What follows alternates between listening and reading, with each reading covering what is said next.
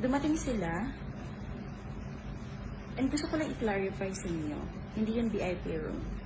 Tsaka, wala din nakalagay dun sa, sa bar na yan, bawal take video, bawal sa camera, kasi violence yun. Kung may nakalagay dun sa cadet, violence yung ginawa. Kung sinabi niyo namang respeto, huwag niyo hingin yung respeto ko.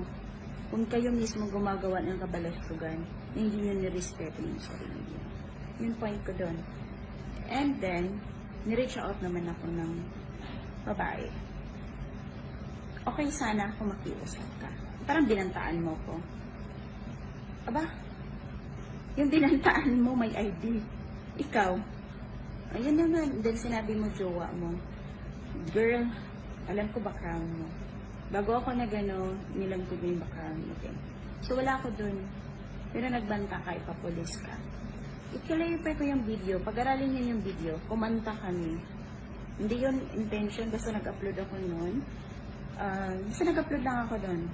Hindi ko expect yun na magbabiral, maraming mag-share. Yun. Then, yung video na yun, wala naman din nakakubad.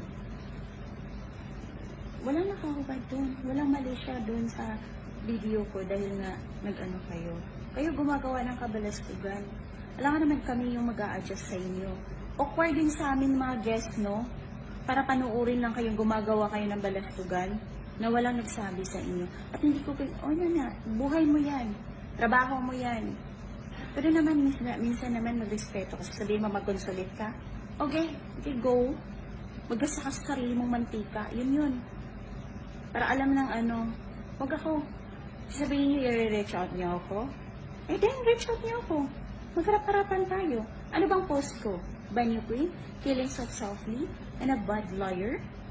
Kumanta kami dun Ano bang sinabi mo? Ano bang nakalagay sa caption ko? Yun lang naman din.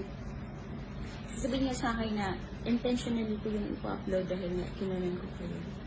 Hindi na in-intention ko yan, girl. Kung private yun, pwede kang magreklamo. Hindi yun private room. At saka hindi yun public yun. Marami kami nun. Party namin yun. Party ko yun, nakaka-feel awkward din, no? Na gumagawa kayo ng kabalastugan, and then kami mag-a-adjust. Ano to? Sige, go. Basta sabihin ko sa inyo, hindi kami friend, girl. Hindi kami friend. Basta sabihin niyo, wala akong respeto. Sabihan mo muna siya na bago magrespeto niyo sa sarili niyo. In public ho. Public po yun, ha? Gumagawa kayo ng kabalastugan, tapos hiningi kayo ng respeto. Uy, aba.